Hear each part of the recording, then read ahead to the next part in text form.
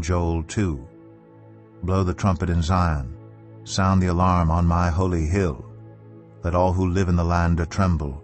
For the day of the Lord is coming, it is close at hand, a day of darkness and gloom, a day of clouds and blackness, like dawn spreading across the mountains.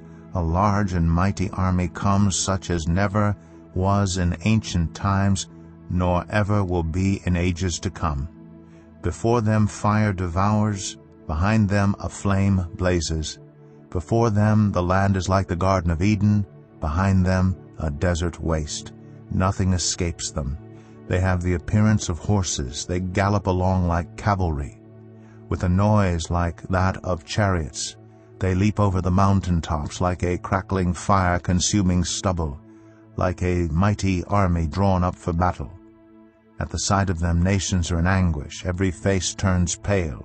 They charge like warriors. They scale walls like soldiers. They all march in line, not swerving from their course. They do not jostle each other. Each marches straight ahead. They plunge through defenses without breaking ranks. They rush upon the city. They run along the wall. They climb into the houses. Like thieves they enter through the windows. Before them the earth shakes, the heavens tremble. The sun and moon are darkened, and the stars no longer shine. The Lord thunders at the head of his army. His forces are beyond number, and mighty is the army that obeys his command. The day of the Lord is great. It is dreadful. Who can endure it? Even now, declares the Lord, return to me with all your heart, with fasting and weeping and mourning. Rend your heart and not your garments. Return to the Lord your God, for he is gracious and compassionate, slow to anger and abounding in love, and he relents from sending calamity. Who knows? He may turn and relent and leave behind a blessing, grain offerings and drink offerings for the Lord your God. Blow the trumpet in Zion. Declare a holy fast. Call a sacred assembly. Gather the people. Consecrate the assembly. Bring together the elders. Gather the children, those nursing at the breast. Let the bridegroom leave his room and the bride her chamber.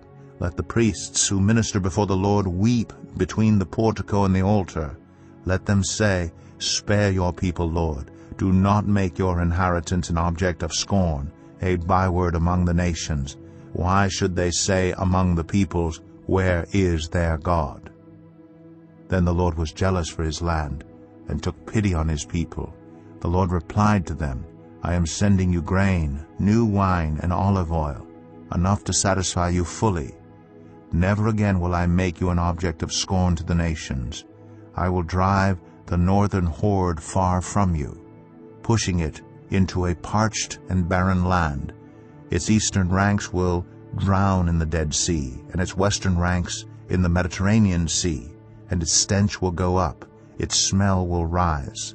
Surely he has done great things. Do not be afraid, land of Judah. Be glad and rejoice. Surely the Lord has done great things. Do not be afraid, you wild animals, for the pastures in the wilderness are becoming green. The trees are bearing their fruit. The fig tree and the vine yield their riches.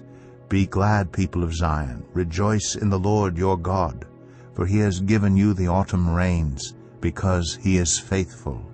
He sends you abundant showers, both autumn and spring rains as before. The threshing floors will be filled with grain. The vats will overflow with new wine and oil. I will repay you for the years the locusts have eaten, the great locust and the young locust, the other locusts and the locust swarm, my great army that I sent among you.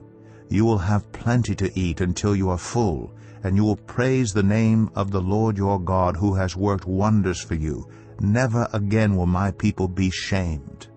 Then you will know that I am in Israel, that I am the Lord your God, and that there is no other. Never again will my people be shamed. And afterward I will pour out my Spirit on all people.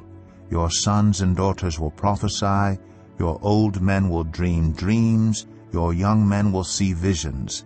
Even on my servants, both men and women, I will pour out my Spirit in those days. I will show wonders in the heavens and on the earth, blood and fire and billows of smoke. The sun will be turned to darkness and the moon to blood before the coming of the great and dreadful day of the Lord, and everyone who calls on the name of the Lord will be saved.